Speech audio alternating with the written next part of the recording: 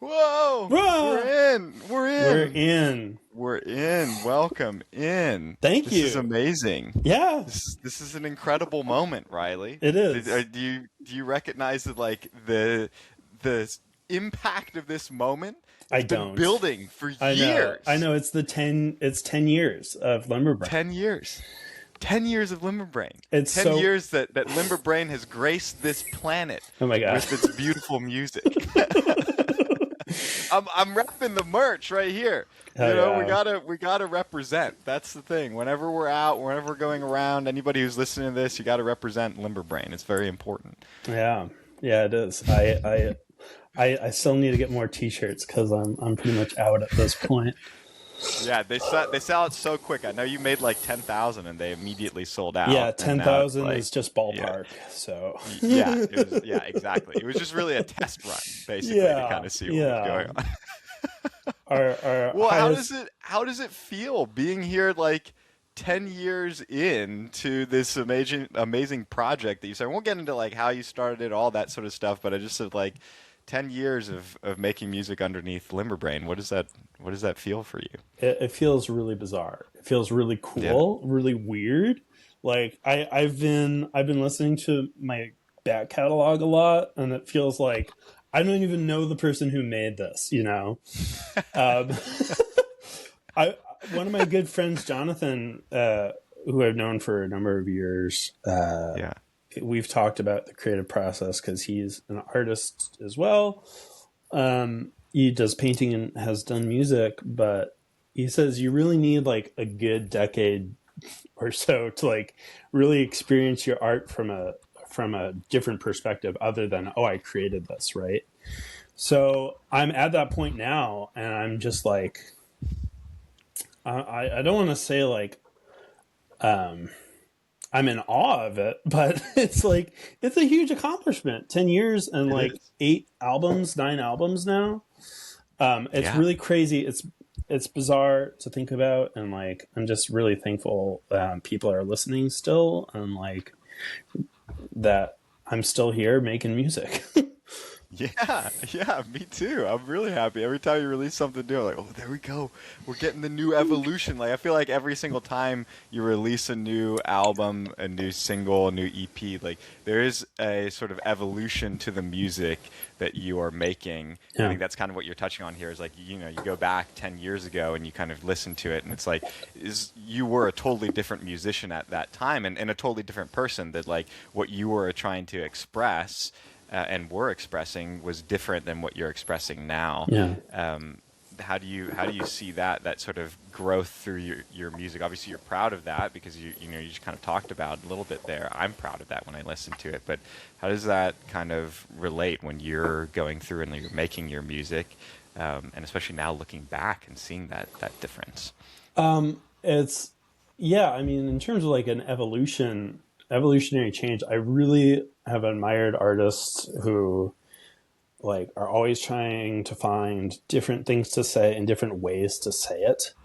And people who reinvent themselves, like every other release, every release, like I'm thinking like Father John Misty or the Beatles, or like Sondre Lerche is a Norwegian guy who does music, and he did like his first 3 albums. One was like indie pop, then he did like a jazz album, then he did like a punk album, like all this stuff.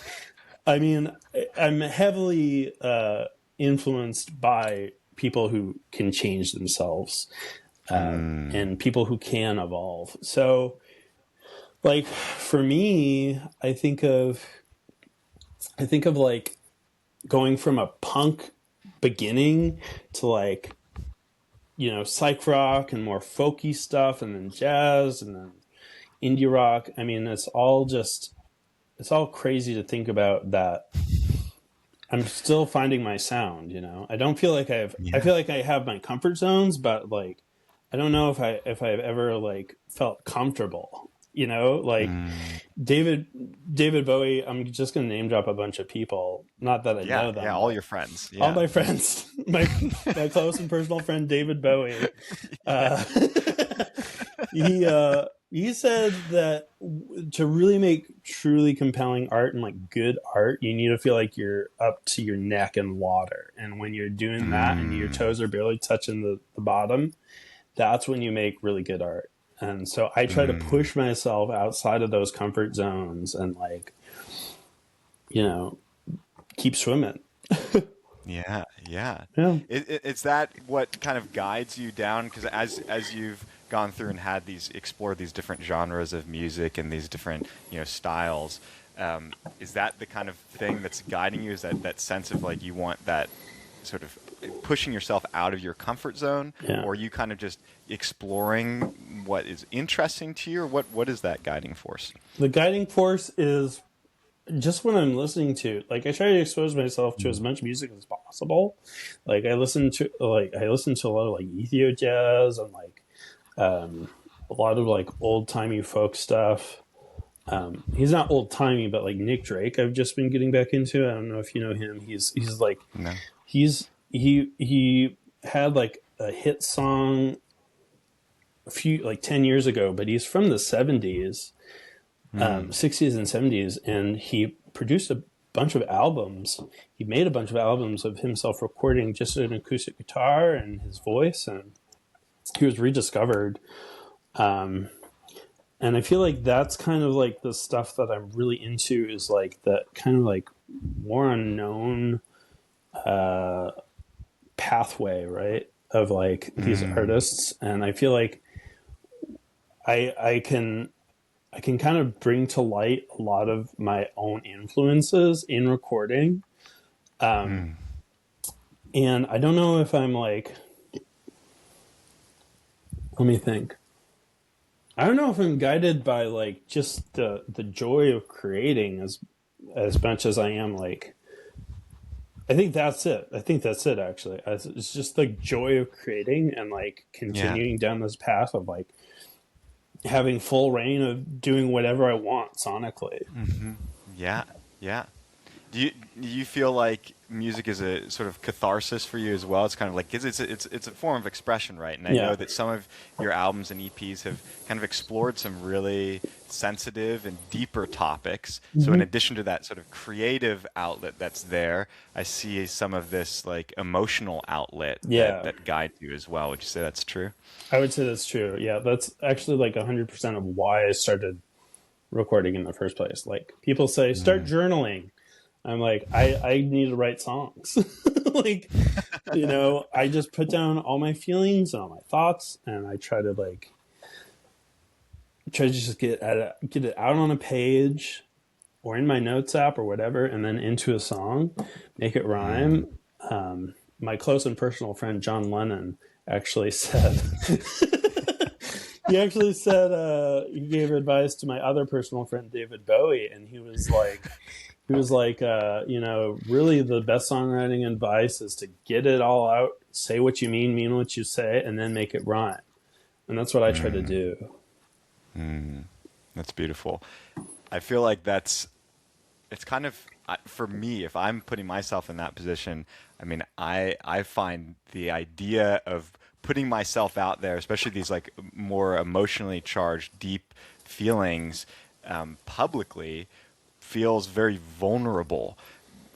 How do you deal with that? I mean, that or is that even vulnerable for you? Maybe that's what you want. Maybe that's how you work through it. But I'm just curious if, like, to me, it seems crazy. To me, as I'm like, I don't feel like I could do that. But you do that every single time you release a piece of music, basically. Yeah, I mean, you can't grow without feeling uncomfortable. And not that I Mm. feel uncomfortable sharing these things, but like honestly, I would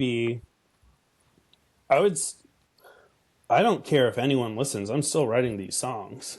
Like, Yeah, yeah, yeah. just for myself, for my own peace of mind. And it's just a bonus that people can relate to them and like listen to Mm. it and feel really like in a place of like, oh wow, this is, either they can either relate to it or they know someone who's related to it or it's a new experience for them. Hmm. And I think that's kind of like a win-win for the Yeah, listener and for myself to like have that outlet, that emotional outlet, like you said, to like express. yeah. I think it's really important. I feel like, you know, being able, when I listen to music, especially when it's that emotional side of things, I mean, it really is helpful, right? It's helpful to explore your own emotions. It's helpful to connect and to recognize that others are going through similar things, or maybe, like you said, that you can relate to somebody else better. There's all of these things that are like really powerful of doing that. So I really appreciate that you put your heart out there in the music that you create, because it's not the easiest thing in the world to do. Yeah, it's not, but Yeah. it's so worth it. It's so worth it. Yeah, it's so worth it in the end. So going back here now, this is what you hit a little bit on this of kind of why you started Limber Brain, and it was some of this like kind of emotional outlet, this working through some of these things.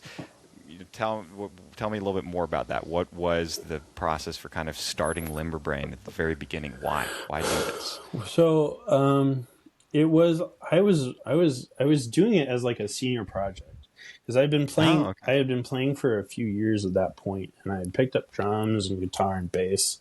And my dad had like an old cassette recorder, and I was going through some stuff. I was writing songs, and I was just like, I'll try layering myself in recording on cassette. And I'm looking at it here. I have like two boxes like this big full of cassettes of like past recordings of my dad doing stuff, which inspired me to do stuff, and like very, very early Limber Brain songs covering like Green Day sometimes, whatever I could do with a 3-piece cassette, because cassettes are more limited unless you bounce tracks. But I would say like the cassette aspect of it was how it started. The why it started, just emotional outlet again. But the how was really just like getting it all out, not caring if it sounded good, just having it exist. And then we had a family computer, a Mac, which had GarageBand on it, and I just started recording stuff digitally. I didn't know what I was doing, but that was I mean, who does when they're 18 and starting to 17, 18, starting to, music. But that was pretty awesome to like expand and blow up those 4 tracks you could have on cassette. You could have like 14. I was like, what is this? So much freedom. I know. So much creativity you could pull in here now and like mess with it all. Right. Yeah. Yeah. The shift to digital was probably a big one, but I know also you kind of shifted digital, but then you've also gone back to analog quite a few times. It seems like you kind of like that analog piece, some of that, maybe that constraint that's there. I do. Why go back and forth between the two? I mean, like all my release stuff is digital, wah wah. But I mean, like I do love, it's something so personal and so imperfect about recording on a cassette. Like I've recorded demos of entire albums on cassette. I remember you were here once, like last year, a few years ago. Yeah. And we were just digging through old cassettes, and I was like, oh, this is Dream in Color on cassette. Just demos. And I just love how like it puts pressure on me in a good way to be like, okay, I got to perform this right. I can have a couple takes, but once I bounce it, that's it. Like I have hands off, right? Yeah. And I don't know if I will ever release the cassette demos I've made. I might not, but it still is just like a nice way to add warmth. And I love tape saturation. I put tape saturation on like every guitar solo I have.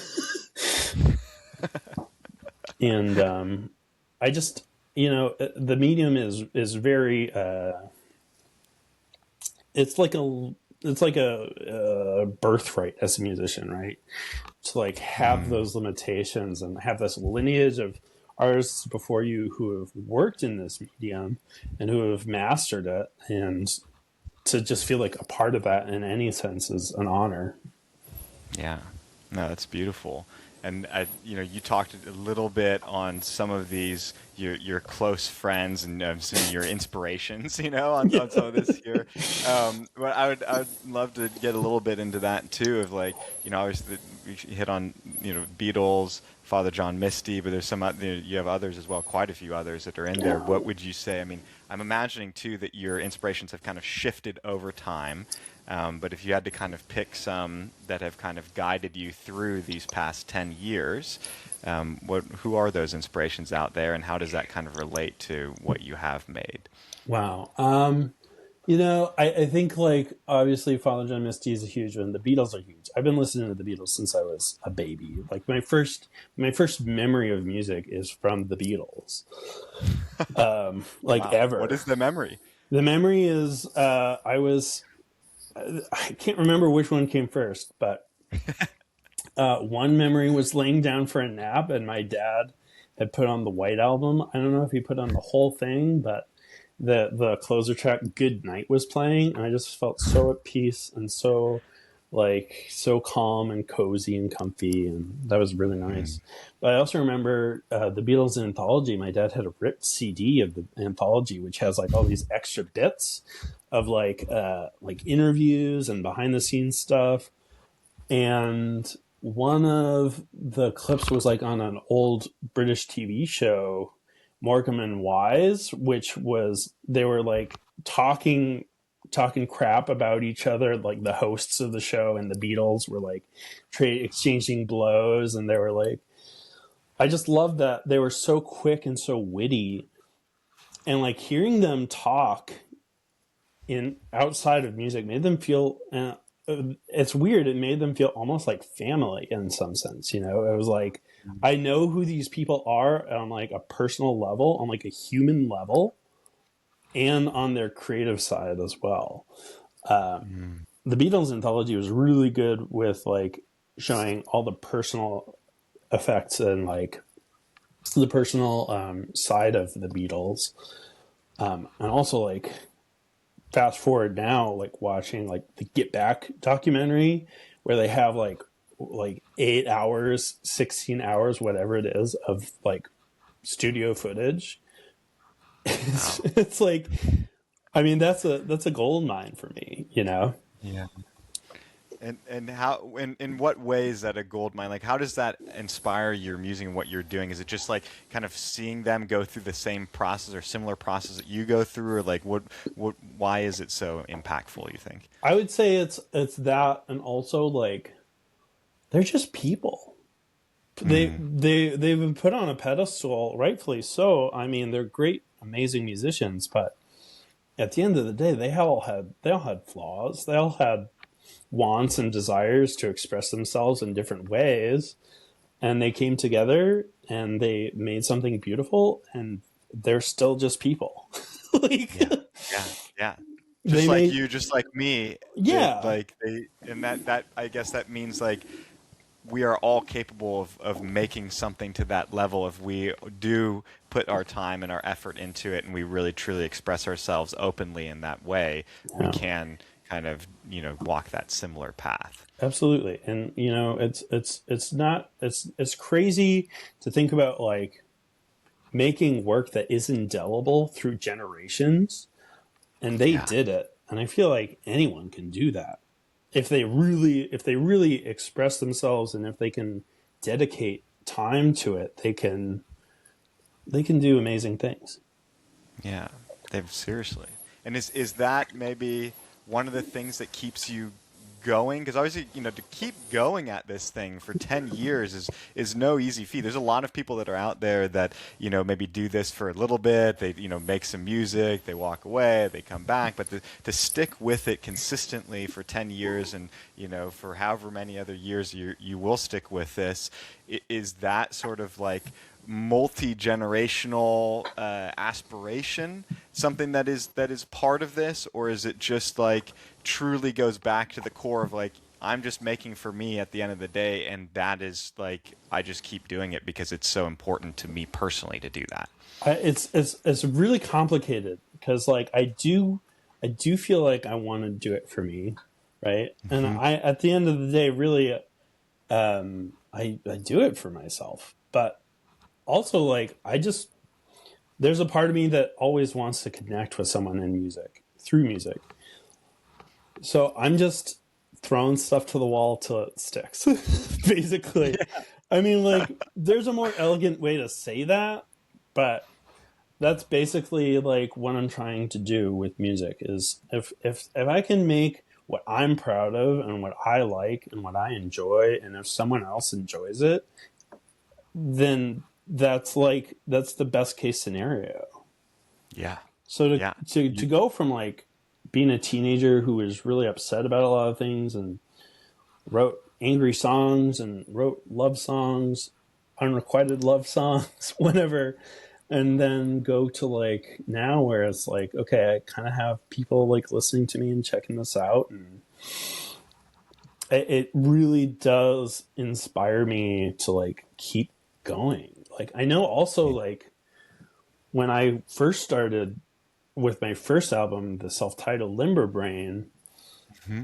I went and I would travel, I would backpack across the country. I did the West Coast first, Yeah. but I if I hadn't shown people my music, I probably wouldn't have continued. Mm. At least at first, like, because I was like, is it good enough? I don't know. Do I have this as a skill? And people were like, it's polished, it's good. I relate to it. I got a lot of good feedback, and I just kept going and going and going, and I just never looked back. Wow. That's really impactful. It's a really important like moment, right? That like feedback from people and putting yourself out there and hearing that and continuing, off of that and feeling that connection happening. That Yeah. is like that core piece of that kind of came out of that. Yeah, well, let's go into that first album for a moment here. So what was that process for making that first album? What was some of the inspiration for that? And what did that process kind of look like for you? It looked like a manic rage. I was like, so in terms of like inspiration, like there are some songs I put really heavy distorted bass on, like Death from Yeah. Above 1979, or Mm-hmm. like punkier, like Green Day production with like doubled guitars and really aggressive drums. And I think it just was like, I just needed to get it out of me. Like I needed to vomit all this music out of my system or else I was going to like explode or something. I don't know.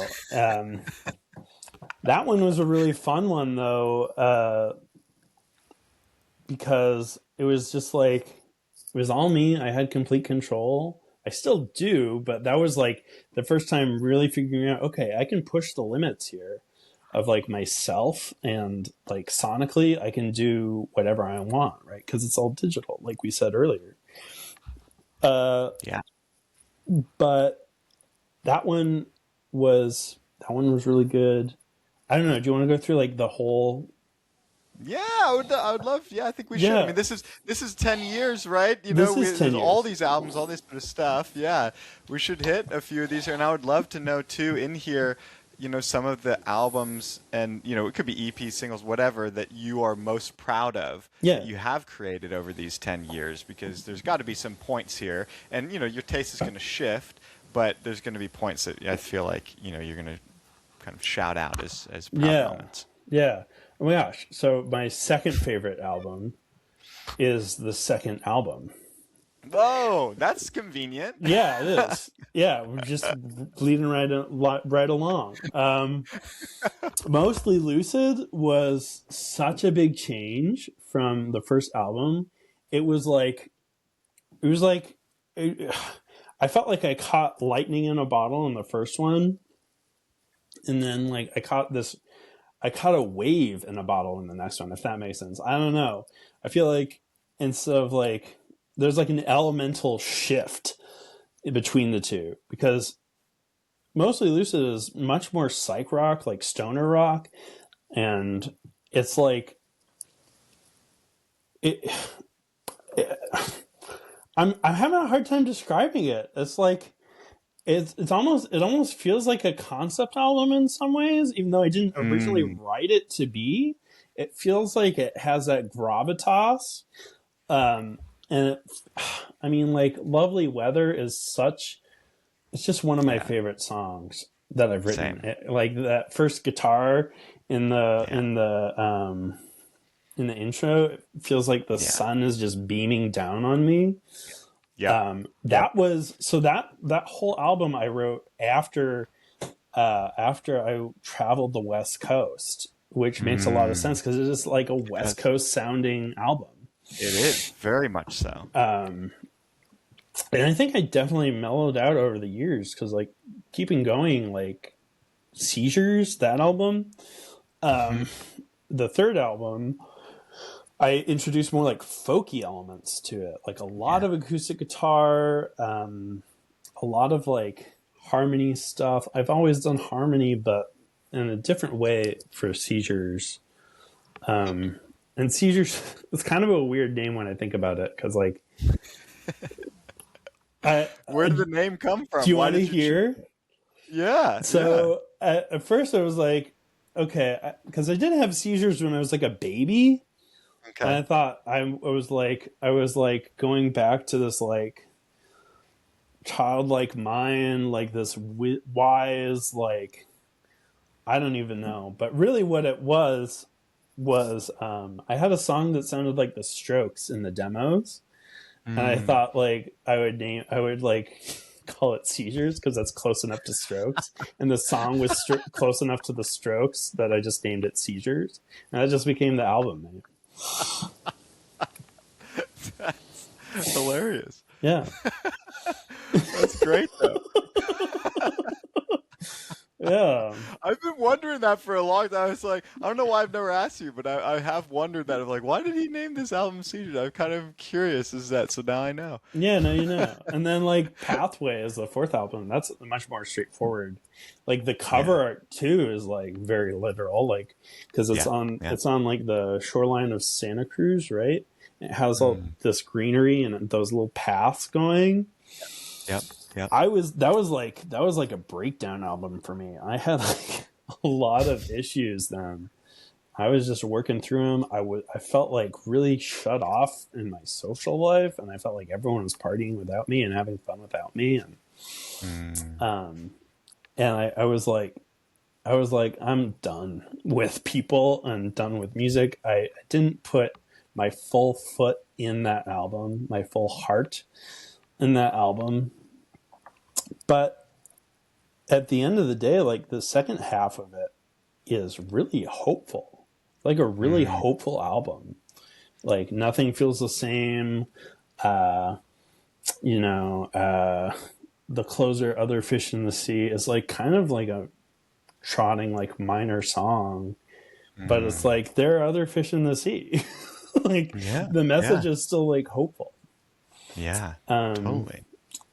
And then Hindsight was it's definitely like a love song album. I have like maybe one or two like breakup songs or whatever. Yeah.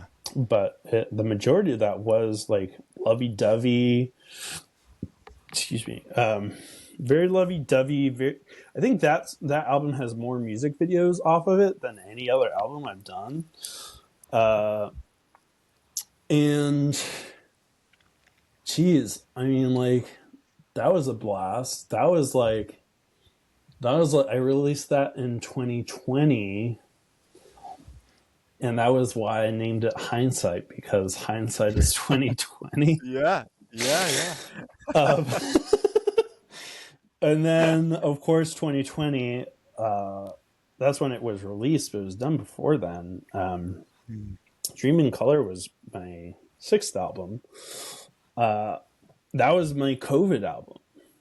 That was like that was my obligatory COVID album. Every artist had one at the time, and they were like, "Oh, I'm so isolated. I'm so alone. I need to make music." And I did that. I was there, bro. I I was not having fun. Like, and one of my favorite songs, and a lot of people's favorite songs of mine, period, was Big Sur. And that was like an isolation song, you know. And my grandpa died, and that was a whole thing. Um, I wrote that song about him and like the life he left behind, which wasn't necessarily the brightest and happiest, but it was still like important enough to like write a song about it. And like Yeah. Big Sur is one of those songs too where like people, I think I've been told people have it on like vacation playlists, and I'm like, this is Oh, a wow. sad song. What are you doing? Yeah. Like what are the lyrics like? If I must confess, I'm living less and less each day. Like when it's time, but then again, it's like hopeful at the end. It's like Yeah. when it's time for me to swim that salty sea, I'll be okay. I really love like, I think, and this is going to go back to like the birth of Limberbrain, the inception of Limberbrain. It's like this dichotomy, right? It's this yin yang, right? Of love and loss and happiness and heartbreak and like creativity, logic, like all these twins, right? Of they exist. And it was pointed out to me by my dad once when we were driving. This is where the whole Limberbrain name comes from. Is we were driving and he did a lot of music and he did a lot of puzzles, and he was like, you know, music is a lot like a puzzle. You use your left brain and your right brain. It keeps your brain limber. And I just swapped that around and I got limber brain. And that's like the philosophy of it now, you know? That sort of like balance. Yeah. And keeping your mind active and like making sure that you're working through these things and like expanding rather than contracting and keeping that going. Yeah, that's beautiful. Exactly. Yeah, thank you. Yeah. Yeah. That's my dad. Yeah. And then speaking of my dad, seventh album after Dreaming Color, I did take a year break because my dad passed away, as you know. That was Everyone Else Is Leaving was a really hard album to make. And I wrote it there, you know, I wrote some songs before he passed, and I wrote some songs. I wrote like, it was half and half of like before he passed, and then after he passed, I wrote a bunch of songs. I tied it together and made this little like thank you gift to him, you know, for being my father. Some Beautiful Dream is off that, which is one of my favorite music videos I've ever made, one of my favorite songs I've ever made. Just like saying goodbye to him in song form. That was a really important album for me. That's probably my favorite album that I've made. Everyone Else Is Leaving, for those reasons. Yeah. And then we have the jazz album, which The classic. classic jazz album. I did the pose. Yeah.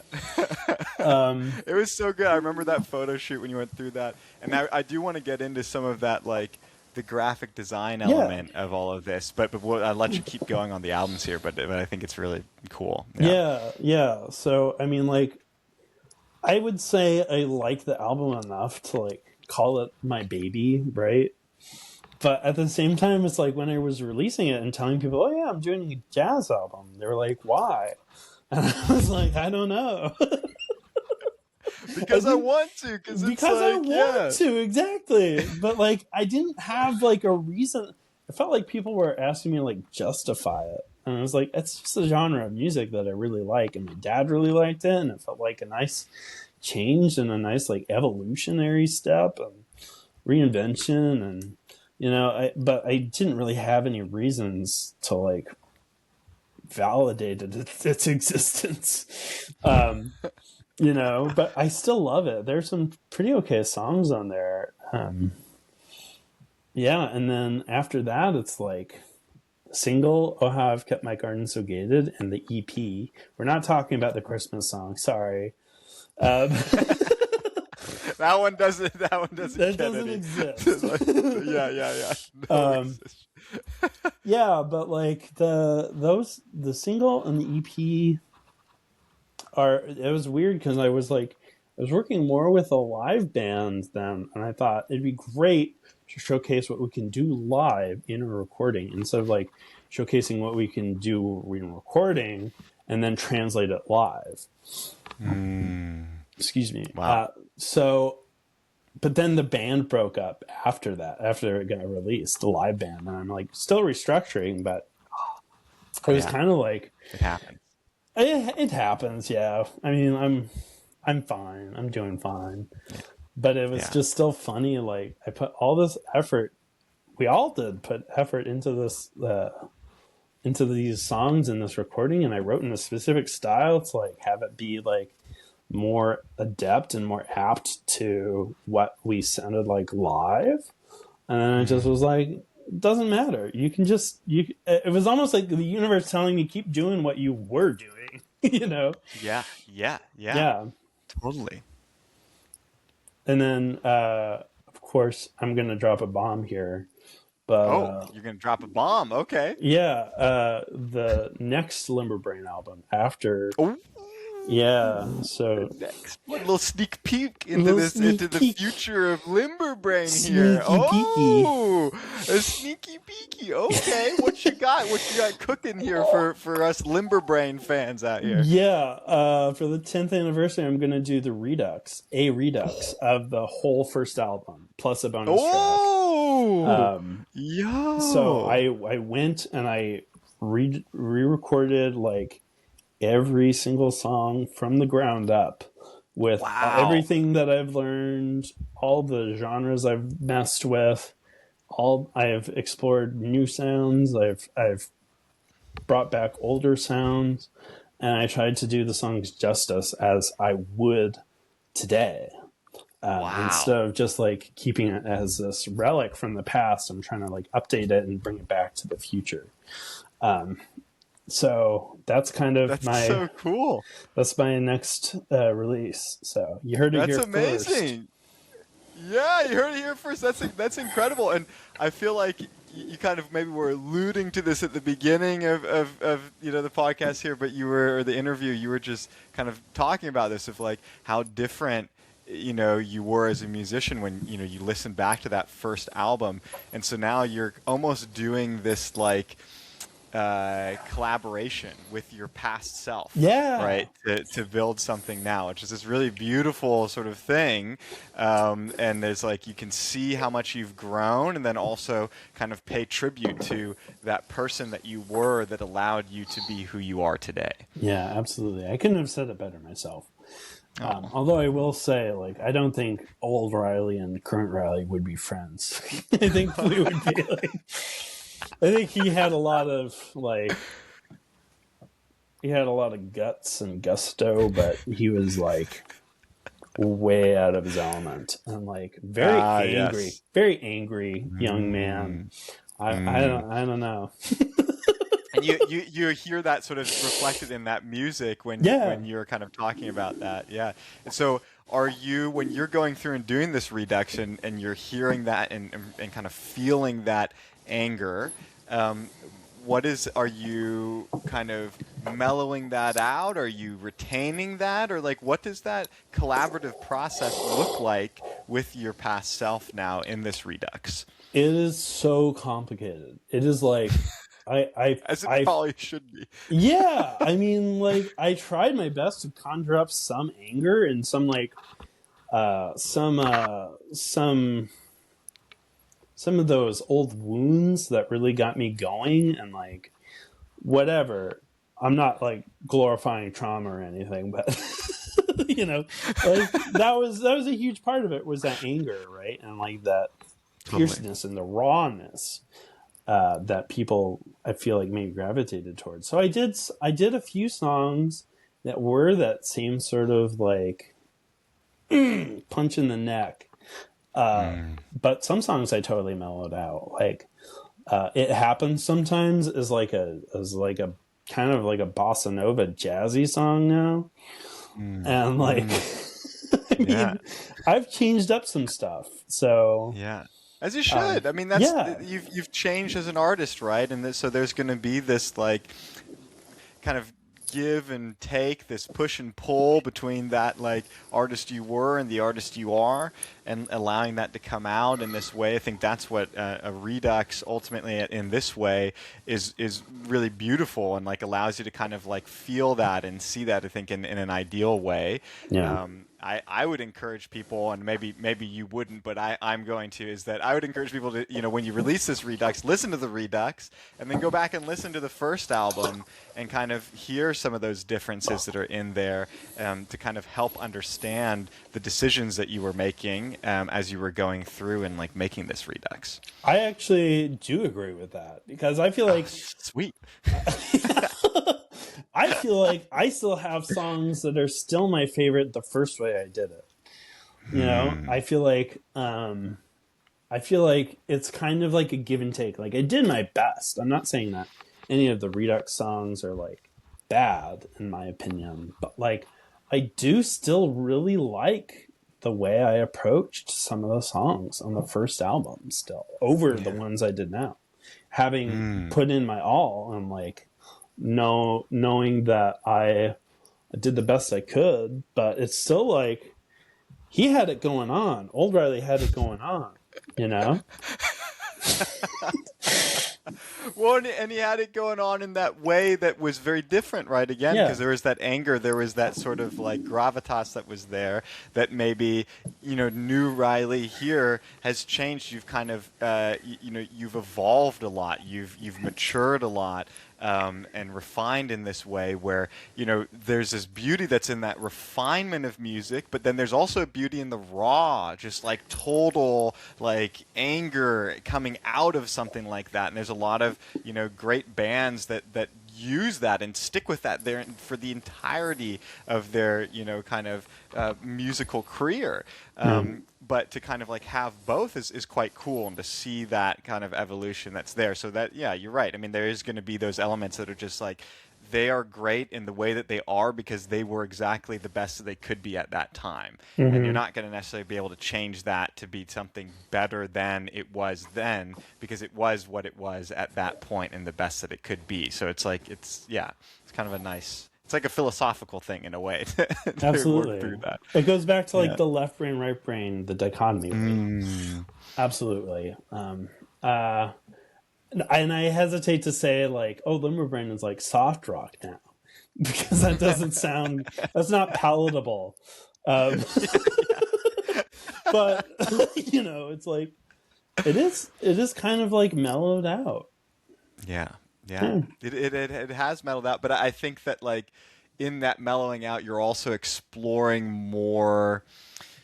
I don't know, details in music, more kind of these like more fine pieces that maybe get overlooked if you are just like going hard and fast and like throwing everything at it. And again, Hmm. there's nothing wrong with that. I mean, I love that type of music. I'm a big fan, just like throwing everything at it, and you hear that. But I'm also a big fan of when you go and you can really listen and you can hear these like a lot of the detail and a lot of that like finesse Yeah, that's the underneath in thoughtfulness. there. The thoughtfulness. Thank you. Yeah.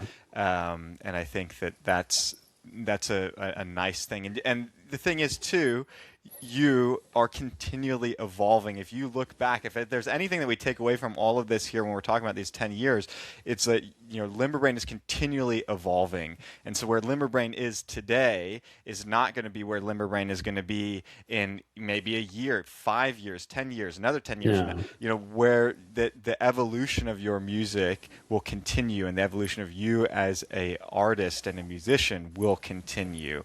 And I think that's where it gets very interesting. And those are some of the best artists that I always love to listen to, are the ones that do wear that evolution on their sleeve. You get to listen and to follow along the journey with them. And then the beauty of that, in my opinion, is that we are all growing, we are all changing all the time. And Yeah. so when an artist and a musician is able to really do that and put that out there, we get to grow together.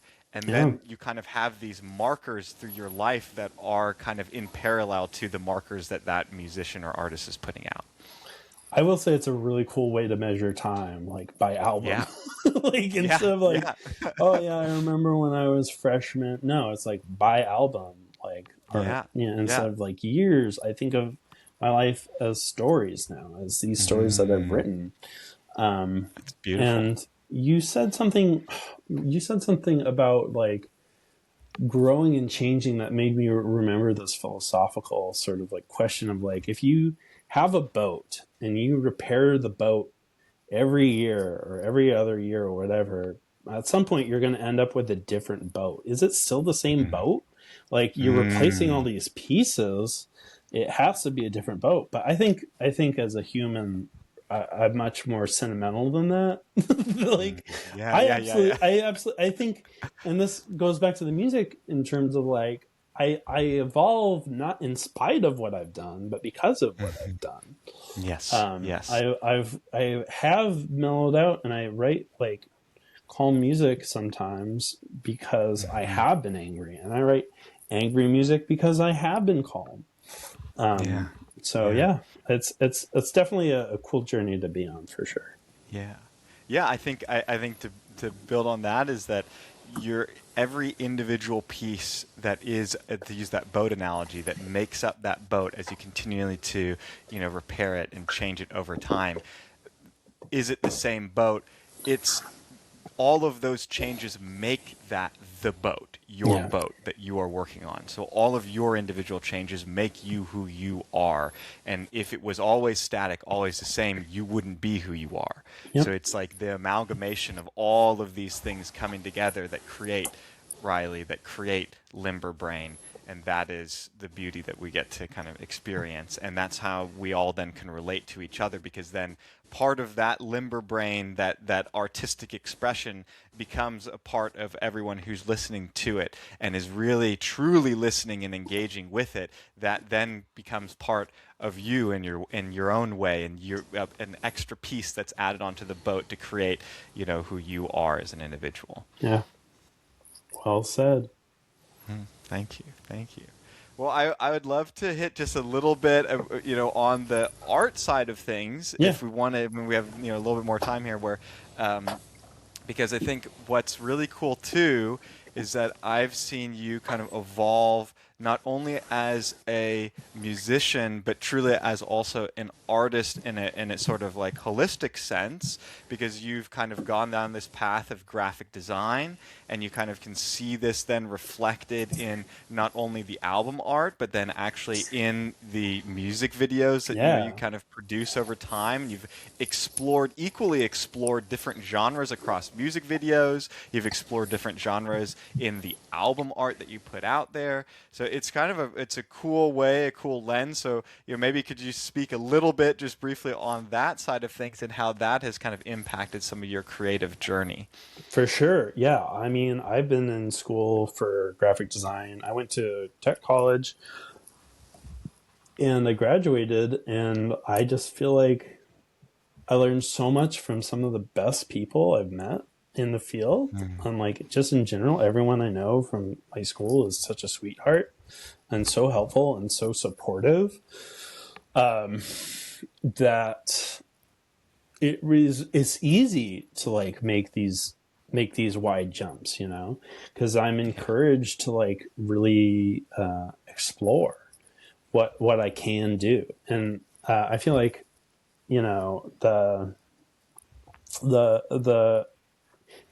I try to keep like some graphical elements in the album artwork, and some illustrative elements, and some like photographic elements.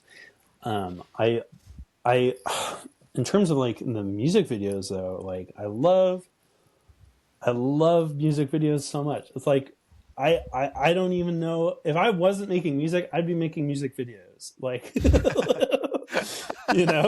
like I'd just be making it for other people's music. I just love the process of it so much. I love It'd Be Nice, that song from Seizures, where I have the little Lego stop motion. That was like one of the first stop motion things I did. Some Beautiful Dream I did like in Adobe Animate, rest in peace. Um, it is now defunct, but Oh, I did like a frame by frame stream of consciousness drawing from the perspective of a child. wow. I It took like months to do, but I did it, and I think it turned out really well. I did it digitally, and I'm just thrilled to bits that people like it. And if you haven't seen it, check it out. Obviously, Go watch it. I would say also like the claymation one too was super fun. I love working with clay. And I've done stop motion a lot, but I've never worked with clay before then. It's like this moving, living, breathing thing, and I adored it. And I always this goes back to what I said earlier too, of like finding new ways to say different things, right? Like storytelling is so important to me no matter what the medium, whether it is clay or song, or if it is like facial expressions in some live action music videos, whatever. You're telling a story, and I think that's like the album artwork too is telling a story. It's like giving you the synopsis without the synopsis. Yeah. So I think it's almost every artist's duty to be a storyteller in some capacity. Yeah. I think it's really important to take that approach, because ultimately that is how we connect as humans, is through this telling of stories, and through that lens of being, this is something that I experienced. I'm going to express it to you in a raw way that is just true to me. And then you're going to take that in, and certain parts of that are going to resonate with you, and then that's going to then inform you, and then you can then tell your story and kind of continue down that path, and it creates this messy but beautiful kind of interconnected web of all these different stories and experiences coming together. And to put something out into the world is to be a part of that kind of messy, weird thing, but I think it's a really rewarding and amazing process to do that. And it helps kind of like, get more out there. I think like creativity is something, no matter what medium and whatever thing that you're doing, is such a powerful thing, even at the smallest level of just doing it for yourself. It is so powerful, because it is like, to create and to put out there is the most like kind of wholesome and compassionate way of existing, in a way, to do these things. And I think it's the ultimate thing to be human, to create. Yeah, absolutely. Part of me feels like this is like I just had a thought pop into my head just now. Like, Yeah. I mean, actually, no, that's a lie. I've been thinking about it for a while. I want to write like a generic pop song. Yeah. The most vapid stuff you could imagine, lyrics that tell no story. And I want to release it and see if people notice. Or maybe, like, I mean, You should do it, because that's the one that's going to blow up. Exactly. Yeah. Like, everybody's going to know you for that one song. You're like, oh, God. Why did I do that? But it would be so funny. It would be the best prank on yourself. Yeah. It would be so good. Yeah. No kidding. I think you should do it. I think that's the next single that comes out. It's got to be that. I'm holding you to it. Okay. I got to think of a title now. It could be anything. The title can be anything. It could be like, because, it could be something vaguely sexual, like popsicle drip. I don't know. I'm gonna do it. That's perfect. I think Popsicle Drip is perfect. It's like, it's summery. It's vaguely sexual. It like has this sort of, it has pop in the name. It does. That's actually perfect. Yeah. Wow. spoiler alert, I'm going to be Spoiler alert! writing I'm for probably getting everything now. I'm You gonna got the I'm gonna be Redux, writing you got for Sabrina Carpenter next year. Oh, I can't wait. I can't wait. I can't wait for people to come back to this interview as the point in time when that happened. Oh my gosh. This was the inflection point of Limber Brain going pop, going mainstream. Oh my gosh. Amazing. Well, Riley, I think this is incredible. I think this is like such an amazing thing to go back, just full circle on this, to be here 10 years later, working on this Redux, working on your next pop single. I think this is just it's an amazing moment to be very proud of, to be here, to be sitting here a decade in, and it sounds like you're not only just as excited, but probably even more excited and energized for the next decade to come. I am. Yeah. And I'm just so excited to see what you put together and the things that you create and how you push yourself further, because I think, you've continually, kind of been pushing yourself, and you're reaching this level now where I look at it and I say, this is, you're really, really refined as a musician, but I just know there's so much more that you're going to continue to unlock and continue to kind of use to express yourself. And I'm really excited to see, where all that goes. My gosh, thank you so much, Franz Michael. I really do appreciate you taking the time to sit down with me too and talk. And I just think the world of you, and same for you. I think I think this has been very enlightening for myself as well. Like this whole I don't really talk about my music that much, just in terms of like. I don't even think about it really. I just do it because it's one of those things that's like, it's like, walking at this point for me. Like it's just a second nature. So it is cool to like sit down and like have to recognize that it has been 10 years and that I'm still going.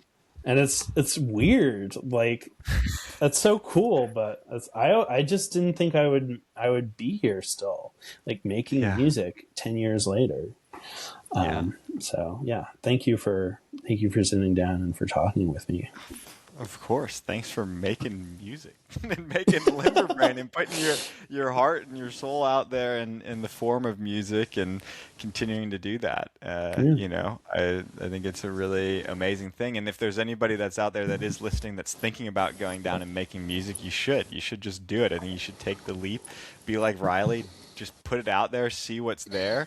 And you never know. 10 years on, you could still be doing it, be loving it, and expressing yourself. And again, ultimately, what it comes down to is that it sounds like for you, Riley, the core of a lot of this is like music has truly, like the creation of music has truly, deeply supported and helped you live your life in a better way, in a way that makes you happy and feel fulfilled.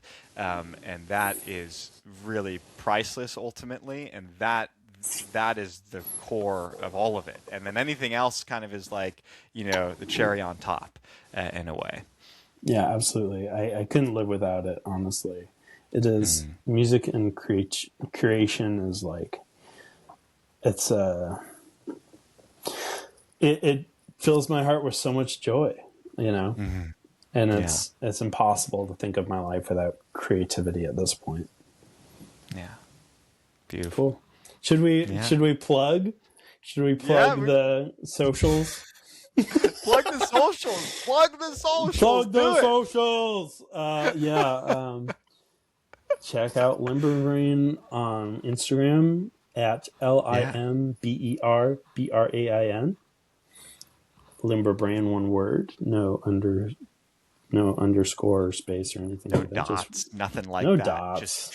Just straight Limber Brain. No question marks. Check it out. Go follow on Instagram where you can stream everywhere, but you shouldn't stream. What should you do instead, Riley? You should buy it. Buy it on Bandcamp. Buy it on Bandcamp. I would rather you pirate my music than stream it, honestly. Ooh. Ooh, take that, Spotify. Take that, Apple Music. Get out of here. Get out of here!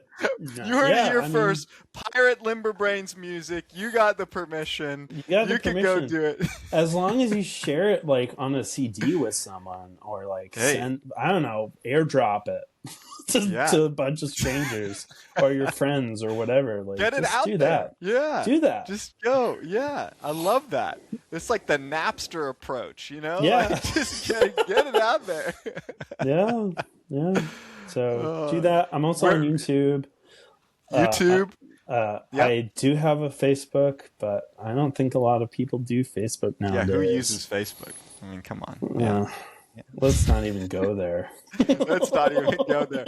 So on Bandcamp, can you just look you up Limberbrain, right? The same kind of as it's 2 words. It words, is 2 Limberbrain. words. My Yeah. handle is 1 word on Instagram, but it's 2 words anywhere else. So just There you go. type up Limberbrain. I'm there. My Limberbrain. whole catalog is there. You can Yeah. listen through. Got a you can website? Buy it. I do. I need to update it though. Maybe no website. No Forget website. about the website. Just search up I'm not giving Limberbrain. I'm not giving you the URL. If you Google Limberbrain, I just did, you get musical artists, you get all these beautiful photos and all this sort of stuff coming up. You get Some Beautiful Dream, by the way, comes up when Wow. you search Limberbrain as like the top video there. So, That's crazy. Hey, there you go. You gotta check it out. Go check out Limberbrain everywhere. Buy the music on Bandcamp. Watch out for the Redux album that's coming out. Watch out for the pop album, or maybe not album, sorry. I'm getting ahead of myself. The pop single that's coming up. And yeah, just like be creative, take it all in, and just express yourself. And if you express yourself to one person, that's a beautiful thing. Yeah, absolutely. Stay limber, my friends. Ooh, ooh, what a call! I love it. Oh my gosh! Stay limber. Watch out for the Limberbrain merch for the next drop, so you can get ahead of it. The pre-order's coming soon. Yeah, absolutely. I think so. I mean, maybe. After Sure. the pop After album. after I make my millions off pop music, yeah. Yeah.